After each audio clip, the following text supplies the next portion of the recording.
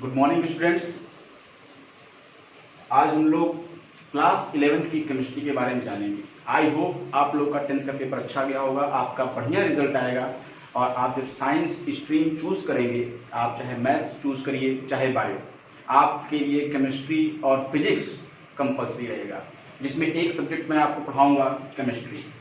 Okay, 9th और 10th में आप लोग को साइंस से अलग होकर एक सब्जेक्ट इंट्रोड्यूस करवा दिया जाता है, जिसमें आप केमिस्ट्री पढ़ते हैं। फिजिक्स केमिस्ट्री बायो को वहाँ पर अलग अलग पढ़ाने की कोशिश की जाती है, बताया जाता है हाँ ये साइंस के 3 ब्रांचेस होते हैं, जिसमें केमिस्ट्री भी एक ब्रांच है। जैसे ही आप 10th पास करके 11th में आते हैं तो ये पूरी तरह साइंस के एक ब्रांच में कन्वर्ट हो जाता है। इसकी अलग से किताबें आपको प्रोवाइड कर दी जाती हैं।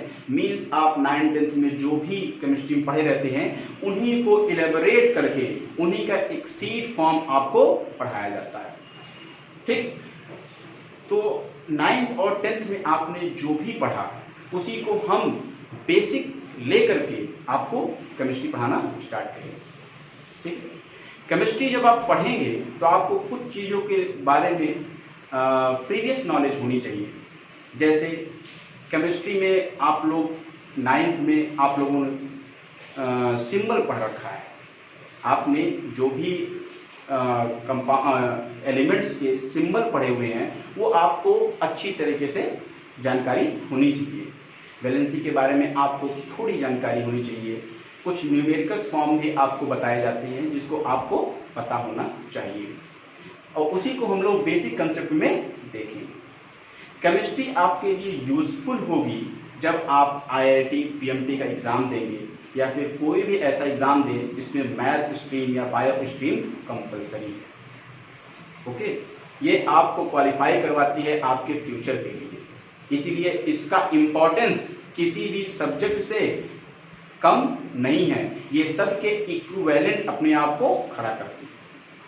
ठीक है, तो 9th और 10th में पढ़ने के बाद 11th में आकर के आप जब केमिस्ट्री पढ़ेंगे तो आपको केमिस्ट्री के 14 चैप्टर्स पढ़ने पड़ेंगे। 11th में केमिस्ट्री के 14 चैप्टर्स हैं, 12th में केमिस्ट्री के 16 चैप्टर हैं। 14 चैप्टर में आप 7 चैप्टर आपके फिजिकल के हैं, 4 चैप्टर आपके इनऑर्गेनिक के हैं और 3 चैप्टर्स आपके ऑर्गेनिक के हैं। ओके, 3 चैप्टर्स आपके ऑर्गेनिक के हैं। तो हम लोग सबसे पहले बेसिक कंसेप्ट ऑफ केमिस्ट्री के बारे में डिस्कस करेंगे कि आप केमिस्ट्री पढ़ते क्यों। ठीक है, केमिस्ट्री में हम लोग सबसे पहले जानिए केमिस्ट्री होती क्या है। ठीक है, केमिस्ट्री साइंस का वो ब्रांच है, केमिस्ट्री साइंस का वो ब्रांच है जिसमें हम किसी भी सब्सटेंस के केमिकल फिजिकल प्रॉपर्टीज और उनके केमिकल प्रॉपर्टीज की वजह से होने वाले चेंजिंग के बारे में स्टडी करते हैं। किसी भी सब्सटेंस के कह सकते हैं कंपोजिशन के बारे में डिस्कस करते हैं। ठीक है, तो केमिस्ट्री साइंस का वो ब्रांच है जिसमें हम लोग सब्सटेंस के कंपोजिशन, केमिकल और फिजिकल प्रॉपर्टीज के बारे में डिस्कस करते हैं। केमिस्ट्री जैसे ही आप 11th में पहुंचेंगे तो केमिस्ट्री अपने 3 मेन ब्रांच में कन्वर्ट जाती है, जिसमें 4 मेन ब्रांच में कन्वर्ट जाती है, जिसमें एक ब्रांच आप एनालिटिकल पढ़ेंगे जो हम लोग प्रैक्टिकली देखते हैं। तो पहला हमारा हो जाता है इनऑर्गेनिक।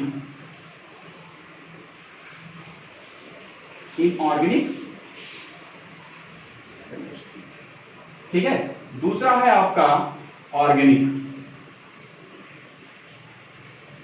और तीसरा है आपका फिजिकल केमिस्ट्री। ठीक है, फिजिकल केमिस्ट्री। और चौथा जो आपका है वो है आपका analytical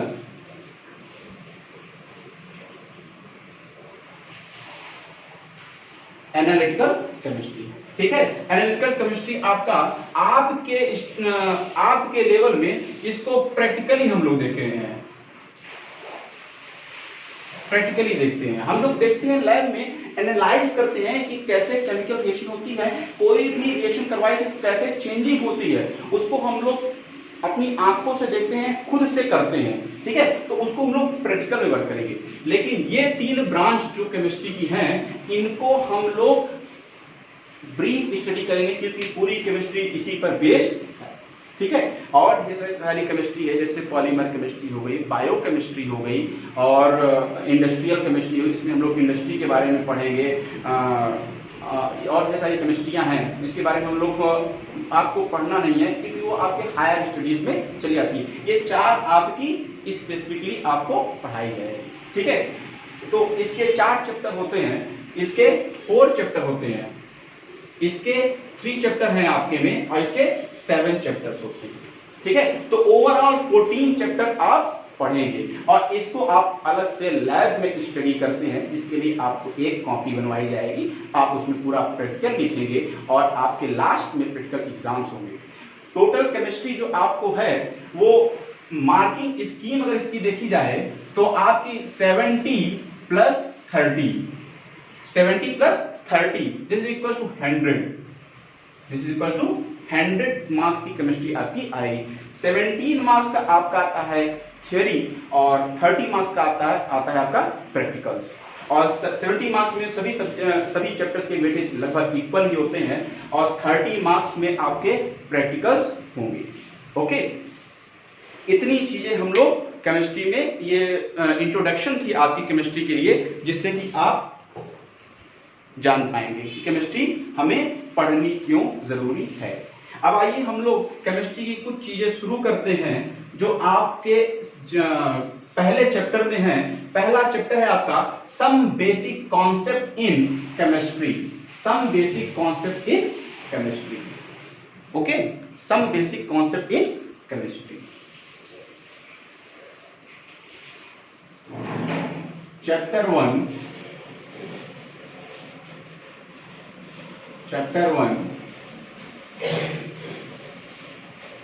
some basic concept in chemistry, some basic concept in chemistry। हम लोग सबसे पहला टॉपिक जो है उसको लेके चलते हैं क्वांटिटीज, जो आप फिजिक्स में भी पढ़ते हैं कि क्वांटिटीज क्या होती हैं। फिजिकल क्वांटिटीज के बारे में हम लोग सबसे पहले डिस्कस करेंगे। आप जानते हैं कि 7 फंडामेंटल फिजिकल क्वांटिटीज होती हैं, 7 फंडामेंटल फिजिकल क्वांटिटीज होती हैं। सबसे पहला आपका आता है लेंथ, दूसरा आता है आपका मास, दूसरा क्या आता है मास, तीसरा आता है आपका टाइम, चौथा आता है आपका करंट, पांचवा आता है आपका लेंथ, मास, टाइम, करंट, और पांचवा आपका आता है luminous intensity.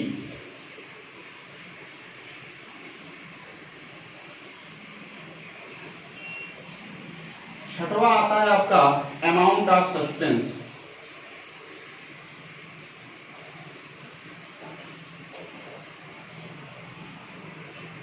Amount of substance, और जो आपका सातवां है length, mass, time, current, luminous intensity, amount of substance,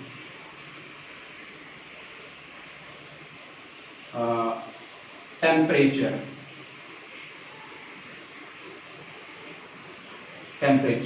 ठीक है। ये आपके 7 फंडामेंटल आपके क्वांटिटीज, फिजिकल क्वांटिटीज होती हैं। 7 फंडामेंटल फिजिकल क्वांटिटीज आपकी होती हैं। अब इन्हीं क्वांटिटीज की जो यूनिट होगी उन्हीं को हम लोग फंडामेंटल यूनिट कहते हैं। उन्हीं क्या कहते हैं हम लोग? Fundamental unit. These are the fundamental quantity, fundamental quantity.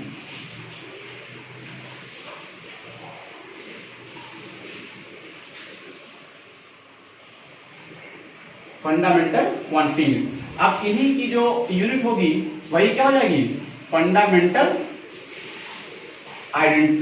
Units, ठीक है। तो लेंथ का आपका फंडामेंटल यूनिट आती है मीटर, मीटर को हम लोग डिनोट करते हैं स्मॉल एन। मास की होती है केजी, मास की क्या होती है? KG.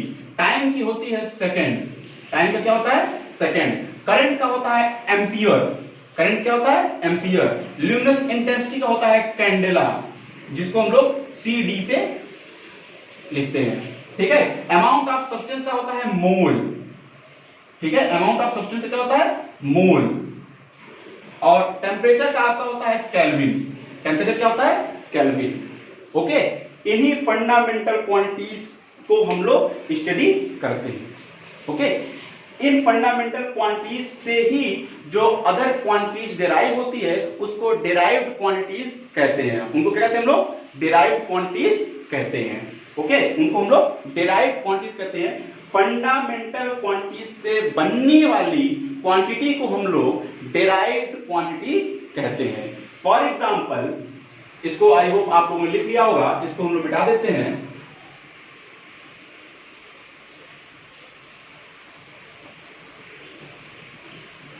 Okay, derived quantities,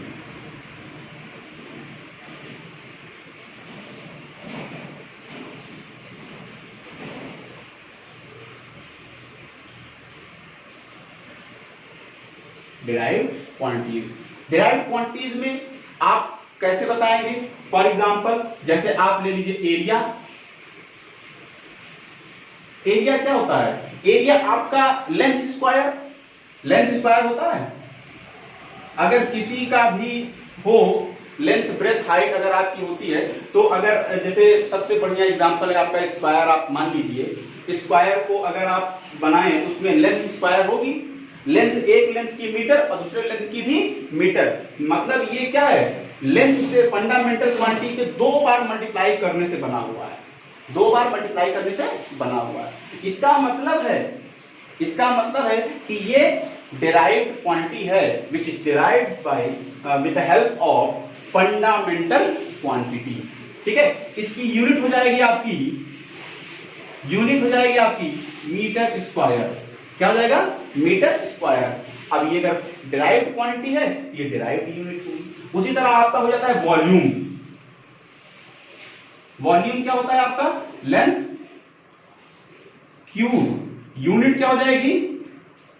unit हो जाएगी आपकी मीटर क्यूब, मीटर क्यूब। देख रहे हैं, ये आपकी फंडामेंटल क्वांटिटी 3 टाइम्स मल्टीप्लाई करने पर बना है और ये आपकी 3 टाइम्स फंडामेंटल यूनिट को मल्टीप्लाई करने से बना हुआ है, इसीलिए इनको डिराइव्ड क्वांटिटी कहा जाता है। इसका और एग्जांपल आपके पास हम दे रहे हैं।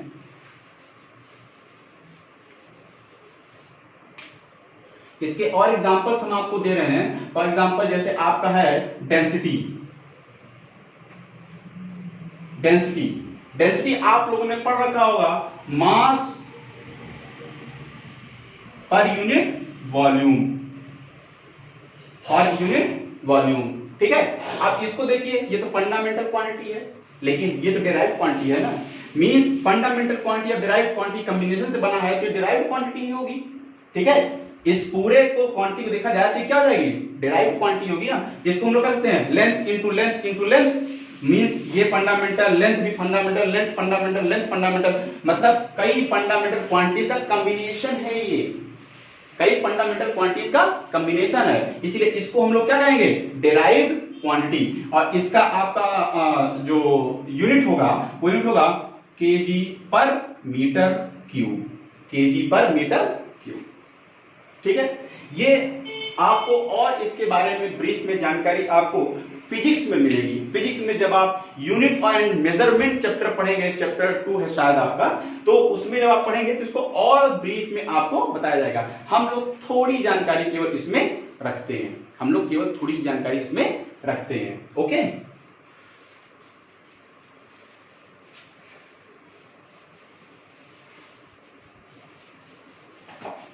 नाउ हम लोग के जो केमिस्ट्री में यूज होना है, केमिस्ट्री में हम लोग यूनिट कन्वर्जन सबसे आसान चीजों को देखते हैं, यूनिट कन्वर्जन करना, ठीक है। यूनिट कन्वर्जन,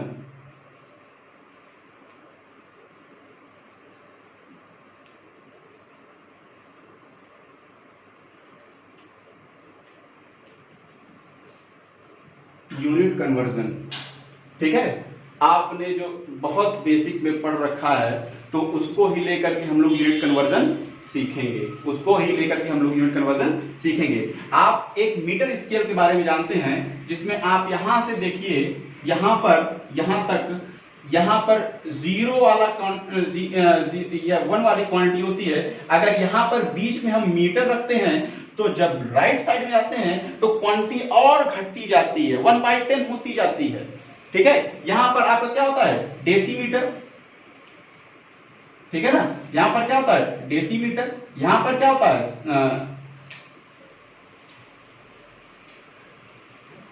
यहां पर आपका डेसीमीटर, यहां पर आपका सेंटीमीटर और यहां पर आपका मिलीमीटर होता है। इधर जब आते हैं तो क्वांटिटी 10 टाइम्स बढ़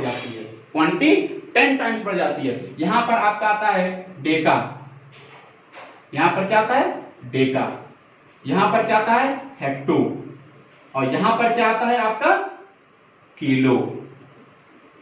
यहीं पर से हमारी पूरी केमिस्ट्री स्टार्ट हो जाएगी। केमिस्ट्री स्टार्ट अभी तक हम लोगों ने कर दी है। यहां पर हम लोग बेसिक इसलिए देख रहे हैं कि इनका यूज हम लोग आगे केमिस्ट्री में करते हैं, क्योंकि हम ये जानते हैं कि केमिस्ट्री में या फिजिक्स चाहे जो भी हो, सेम यूनिट का ही एडिशन और सब्ट्रैक्शन होता है। मल्टीप्लिकेशन और डिवाइड आप डिफरेंट यूनिट का भी कर सकते हैं, लेकिन सेम यूनिट का ही एडिशन और सब्ट्रैक्शन होता है। जब क्वांटिटी ऐड या सब्ट्रैक्ट होगी तो यूनिट आपकी सेम होनी चाहिए। अगर मान लीजिए कोई क्वांटिटी किलो में दी हुई है और दूसरा कोई मास किलो में दिया हुआ है और दूसरा मास आपका ग्राम में दिया हुआ है, तो आप दोनों को या तो ग्राम में कन्वर्ट करें या तो दोनों को किलो में कन्वर्ट करें, तभी आप उसको ऐड या सब्ट्रैक्ट कर सकते हैं। अदरवाइज उसको ऐड या सब्ट्रैक्ट नहीं कर सकते, आप डिवाइड कर सकते हैं। लेकिन उनको भी सेम क्वांटिटी करने पर, सेम यूनिट करने के बाद ही आप उसको डिवाइड भी कर पाएंगे। ठीक है, तो इसीलिए इसको बताने का रीजन है कि आप यूनिट कन्वर्जन आसानी से समझ पाए। ठीक है, अगर हम लोग देखें, मीटर यहां पर रख दिया जाए, ठीक है, मीटर यहां पर रख दिया जाए, ठीक है, तो जब आप इधर जाएंगे तो इधर क्या होगा, मीटर की वैल्यू 10 गुना बढ़ती जाएगी, मीटर की वैल्यू 10 गुना होती जाएगी। 1 मीटर में 10 डेसीमीटर होगा, 1 मीटर में 100 सेंटीमीटर होता है, 1 मीटर में 1000 मिलीमीटर होता है, 1000 मिलीमीटर होता है। उसी तरह एक मीटर में 1/10 डेकामीटर होता है, 1/100 हेक्टोमीटर होता है एंड 1/1000 किलोमीटर होता है। ठीक है, अगर 1 मीटर क्वांटिटी को हम लोग कन्वर्ट करना चाहे तो ऐसे कन्वर्ट करते हैं। और दूसरी चीजें, अगर मान लीजिए 1 किलोग्राम की वैल्यू है तो कुछ नहीं करना है, 1 किलोग्राम में 10 हेक्टोग्राम होगा, 100 डेकाग्राम होगा, 1000 डेका मीटर होगा, 1000 मीटर होगा, और यहां पर 10,000 डेसीमीटर होगा, 1 लाख आपका सेंटीमीटर होगा, और 10 लाख आपका मिलीमीटर हो जाएगा। उसी तरह क्वांटिटी इधर अगर 1 कर देंगे तो इधर कुछ नहीं करना है, इधर 1/10 हो जाएगा, इधर 1/100 हो जाएगा, इधर 1/1000 हो जाएगा, इधर 1/10⁴ हो जाएगा, इधर 1/10⁵ हो जाएगा, और इधर 1/10⁶ हो जाएगा। हमने पावर वैल्यू थोड़ी कम स्पेस लेता है लिखने में, इसलिए हमने वैल्यू पावर में चेंज कर ली है। ठीक है, वैल्यू पावर में चेंज करना भी आपको बताया जाएगा, किसी भी वैल्यू को साइंटिफिक नोटेशन में कन्वर्ट करना। ठीक है, इसका यूनिट कन्वर्जन देखा गया है, ये यूनिट कन्वर्जन के लिए हेल्प करेगा आपको। ठीक है, इसको आप जूनियर क्लास में पढ़ते हैं, लेकिन हमारे में यूज है, इसीलिए इसको एक बार इलेबोरेट किया गया है। ओके,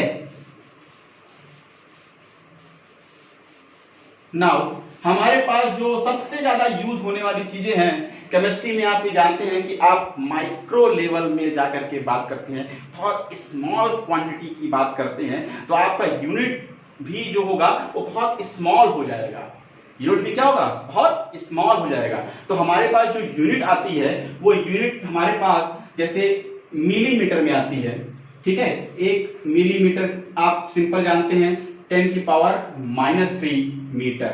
जो हमारा फंडामेंटल यूनिट है मीटर है, तो हम किसी वैल्यू को मीटर में कन्वर्ट करके आसानी से देखते हैं। Means MKS system, MKS system metre kilo second, ठीक है। यही आपकी SI यूनिट सिस्टम कहलाती है। इसी को SI यूनिट सिस्टम में हम कन्वर्ट करके देखते हैं। 1 millimetre equal to 10 power -3 metre. उसी तरह वैल्यू आती है 1 माइक्रोन।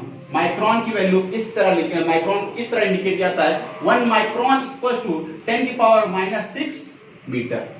ओके, उसी तरह इससे भी छोटी वैल्यू होती है 1 नैनोमीटर।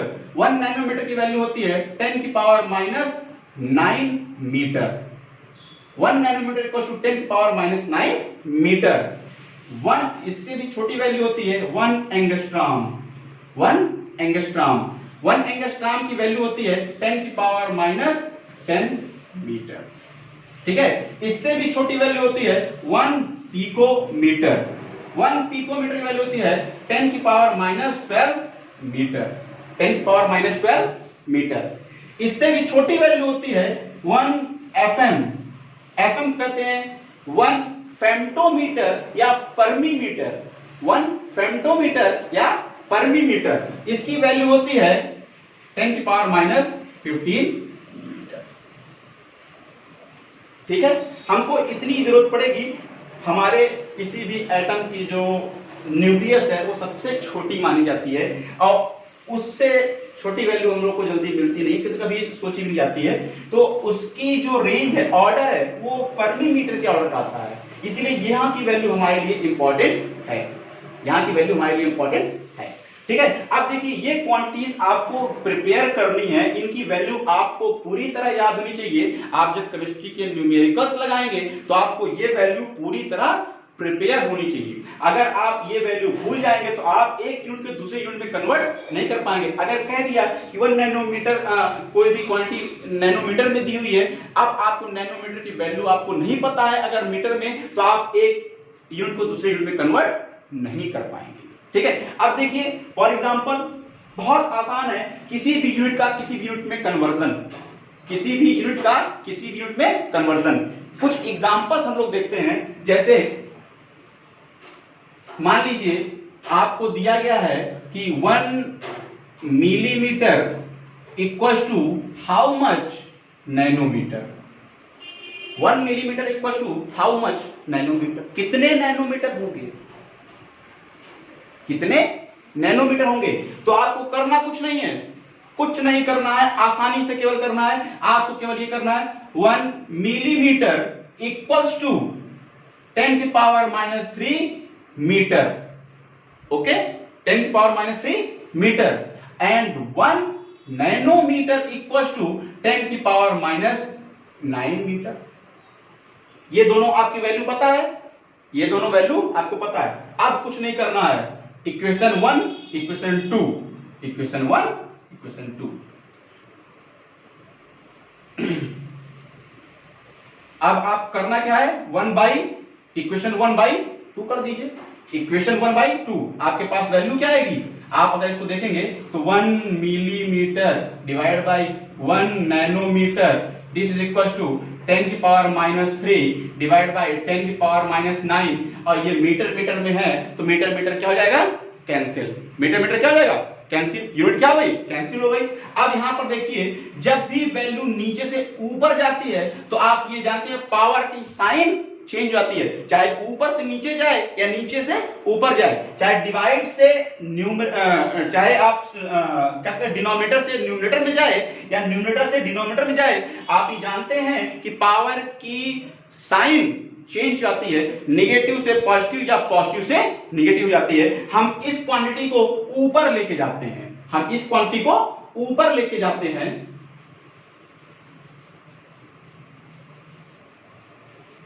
इस क्वांटिटी को हम लोग ऊपर लेकर जाएंगे तो हमारे पास क्या आएगा, 1 millimetre divide by 1 nanometre, this is equal to 10 की पावर -3 इंटू 10 की पावर 9, माइनस का प्लस हो गया। अब जानते हैं अगर बेस सेम होता है तो पावर ऐड होती है, बेस सेम होता है तो पावर ऐड होती है। 1 मिलीमीटर इक्वल्स टू, इसको आप इधर लेके चले जाइए, 1 से, तो 1 की वैल्यू है ना, 1 से तो मल्टीप्लाई करना हो जाएगा। अब इनकी पावर जब ऐड होगी तो -3 + 9 और नैनोमीटर, ये वैल्यू हमारी क्या हो गई, -3 + 9, ये क्या हो जाएगा 10⁶ nanometre. 1 millimetre equals to 10⁶ nanometre, 10⁶ nanometre. ठीक है, क्वांटिटी क्या हुई, चेंज हो गई।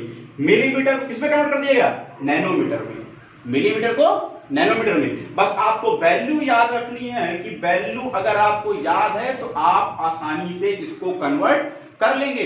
तो स्टूडेंट्स वैल्यू आपको याद होनी चाहिए, वैल्यू याद करने के बाद केवल आपको डिवाइड करना आना चाहिए, आप डिवाइड कर लेंगे वैल्यू तुरंत चेंज हो जाएगी। ओके, वैल्यू क्या होगी, तुरंत चेंज हो जाएगी। ठीक, तो मैं कुछ क्वेश्चंस आपको देता हूं यूनिट कन्वर्जन के लिए ही, आप एक यूनिट को दूसरी यूनिट में कन्वर्ट करिए, और 5-6 क्वेश्चन मैं आपको लिख देता हूं जो आपके लिए यूजफुल होंगे, आपके होमवर्क में काम आएंगे। ठीक है, आपका होमवर्क रहेगा उसमें।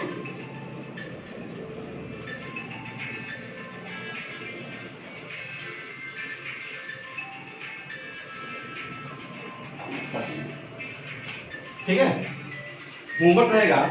फॉर एग्जांपल जैसे पहला क्वेश्चन है 1 पिकोमीटर इक्वल्स टू कितने नैनोमीटर। ठीक है, दूसरा क्वेश्चन है 1 नैनोमीटर इक्वल्स टू कितने एंगस्ट्रॉम हो जाएगा। तीसरा क्वेश्चन है 1 माइक्रोन इक्वल्स टू कितने फर्मी मीटर हो जाएगा। ठीक है, चौथा क्वेश्चन है 1 फर्मी मीटर इक्वल्स टू कितने एंगस्ट्रॉम हो जाएगा। और पांचवा क्वेश्चन है 1 एंगस्ट्रॉम इक्वल्स टू कितने सेंटीमीटर हो जाएगा, कितने सेंटीमीटर हो जाएंगे। ठीक, छठवां क्वेश्चन है 1 सेंटीमीटर इक्वल्स टू कितने एंगस्ट्रॉम हो जाएगा बेटा, कितने एंगस्ट्रॉम हो जाएगा। सातवां क्वेश्चन है 1 मिलीमीटर इक्वल्स टू कितने आपके नैनोमीटर हो जाएंगे। ठीक, आठवां क्वेश्चन है 1 फर्मी मीटर इक्वल्स टू कितने नैनोमीटर हो जाएंगे। ठीक है, 9 1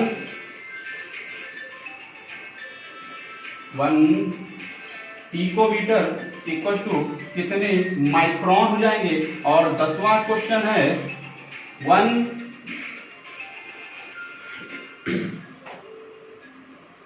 नैनोमीटर इक्वल टू कितने माइक्रोन हो जाएंगे। ठीक है, ये 10 क्वेश्चन आप लोग को होमवर्क में दिए जाएंगे। ठीक है, ये 10 क्वेश्चन आपको होमवर्क में दिए जाएंगे। इसके बाद अगर हम लोग देखते हैं, आप ये क्वेश्चन आप पूरा का पूरा क्वेश्चन सॉल्व कर लीजिएगा, जिससे आप जब प्रैक्टिस कर लेंगे तो आपको यूनिट कन्वर्जन बहुत ही आसान हो जाएगा। आप एक यूनिट को दूसरी यूनिट में कन्वर्ट कर लेंगे, एक यूनिट को दूसरी यूनिट में कन्वर्ट आसानी से कर लेंगे। ठीक, अब नेक्स्ट टॉपिक, एक टॉपिक और देख लेते हैं। नेक्स्ट टॉपिक देख लेते हैं जिसमें आप है साइंटिफिक नोटेशन।